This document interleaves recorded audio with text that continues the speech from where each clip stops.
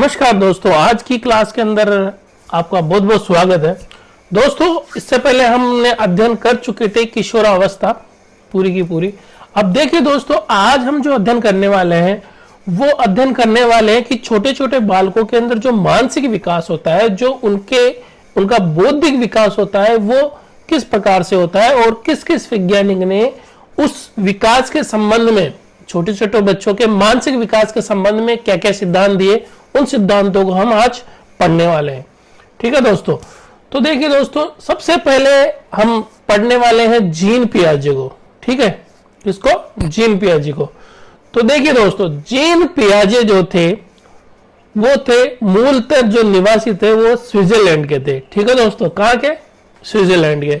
और स्विट्जरलैंड के ये थे और इन्होंने क्या किया दोस्तों, जो जीन पियाजे थे, जीन पियाजे ने अपने बच्चे पे और पड़ोसी बच्चों पर, ठीक है, अपने और पड़ोसी बच्चों पर 16 वर्ष तक अध्ययन किया। ठीक है, 16 वर्ष तक अध्ययन किया अपने और पड़ोसी बच्चों पे। और किस पर अध्ययन किया? उनके ज्ञानात्मक, मानसिक या संज्ञानात्मक विकास के ऊपर। किसके ऊपर?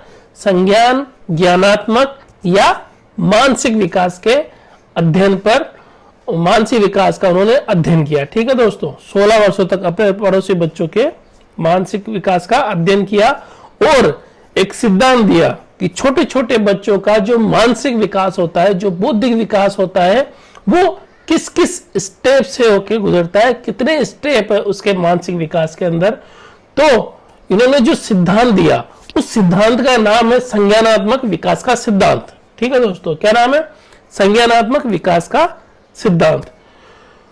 और इसके कुछ उपनाम भी है दोस्तों। ठीक है, जो जीन पियाजे ने संज्ञानात्मक विकास का सिद्धांत दिया, उसके कुछ उपनाम भी है। ठीक है, अब पहला उपनाम है विकासात्मक सिद्धांत। कौन सा?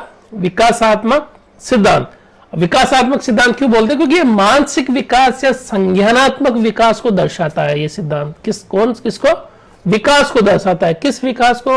मानसिक विकास को या संज्ञानात्मक विकास को ये दर्शाता है, इसलिए इसको विकासात्मक सिद्धांत बोलते हैं, या फिर इसको हम विकासीय अवस्था का सिद्धांत भी बोलते हैं। ठीक है, ये मानसिक विकास को या जो अपना संज्ञानात्मक विकास है उसको दर्शाता है। इस वजह से इस सिद्धांत को हम विकासात्मक सिद्धांत या विकासीय अवस्था का सिद्धांत भी इसको बोला जाता है। और संज्ञानात्मक विकास इसलिए बोला जाता है क्योंकि ये संज्ञान से जुड़ा हुआ है।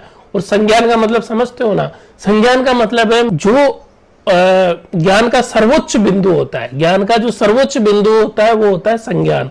ठीक है दोस्तों, संज्ञानात्मक सिद्धांत इसको इसलिए बोला जाता है क्योंकि ये संज्ञान से संबंधित है। और विकासात्मक इसको इसलिए बोला जाता है क्योंकि इसके अंदर मानसिक विकास का अध्ययन किया जाता है। जीन पियाजे ने अपने बच्चे और पड़ोसी बच्चों पे 16 वर्ष तक उनके मानसिक विकास का अध्ययन किया। और उनके 16 वर्ष तक उनके मानसिक विकास का अध्ययन करके इन्होंने संज्ञानात्मक विकास दिया। संज्ञानात्मक विकास का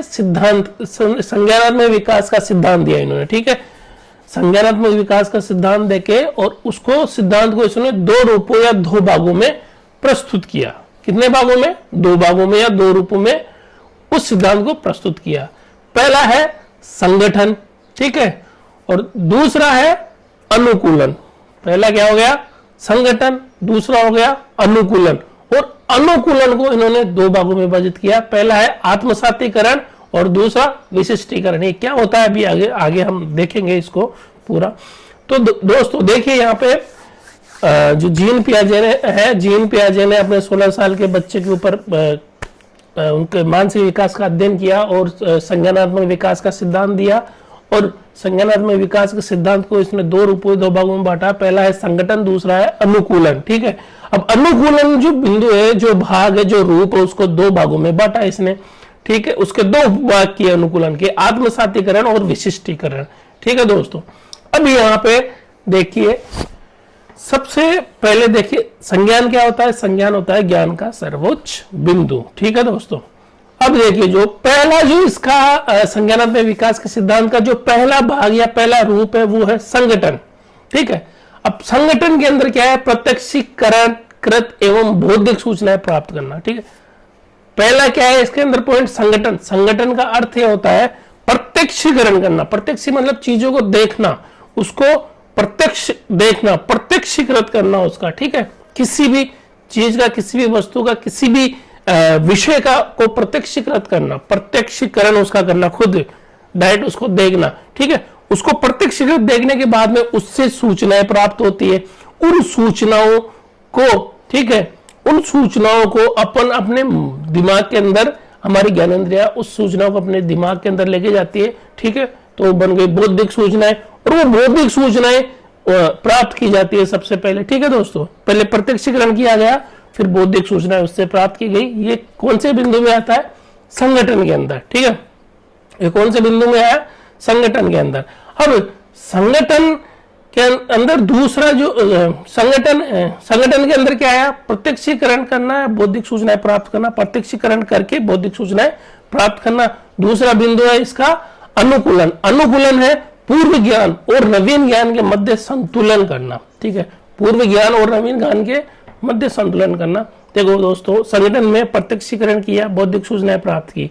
अनुकूलन में है पूर्व ज्ञान जो उस सूचना से संबंधित था, उस पूर्व ज्ञान के अंदर और नवीन ज्ञान जो मिला, उस दोनों ज्ञानों के बीच के अंदर संतुलन बनाना, ठीक है दोस्तों। तो पहला हो गया संगठन, दूसरा हो गया अनुकूलन। अब अनुकूलन को दोस्तों दो भागों में विभाजित किया गया था, आत्मसातीकरण और विशिष्टीकरण, ठीक है। आत्मसातीकरण और विशिष्टीकरण। तो देखिए दोस्तों, जो आत्मसातीकरण होता है, आत्मसातीकरण तो हो गया आत्मसात करना, यानी नवीन ज्ञान प्राप्त करना, ठीक है दोस्तों। नवीन ज्ञान प्राप्त करना, नवीन ज्ञान लेना, वो तो हो गया आत्मसातीकरण। और विशिष्टीकरण, विशिष्टीकरण हो गया उस जो नवीन ज्ञान जो प्राप्त किया है, उसी नवीन ज्ञान का विस्तार करना, ठीक है। उस नवीन ज्ञान का विस्तार करना, वो तो हो गया विशिष्टीकरण। और आत्मसातीकरण का अर्थ हो गया नवीन ज्ञान को प्राप्त करना, ठीक है दोस्तों। तो ये इसने अपने सिद्धांत को दो रूपों में या दो भागों में विभाजित किया।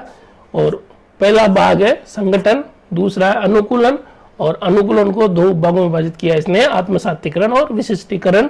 तो संगठन का अर्थ हो गया प्रत्यक्षीकरण करना, बौद्धिक सूचनाएं प्राप्त करना।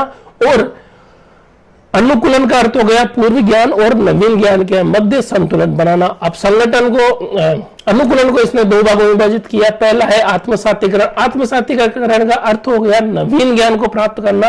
और फिर हो गया विशिष्टीकरण। विशिष्टीकरण का अर्थ हो गया नवीन ज्ञान का विस्तार करना, ठीक है दोस्तों। अब देखते हैं हम जो जीन पियाजे थे, जीन पियाजे ने जो संज्ञानात्मक विकास का सिद्धांत दिया, उसके प्रमुख चरण या फिर अवस्था है, ठीक है दोस्तों।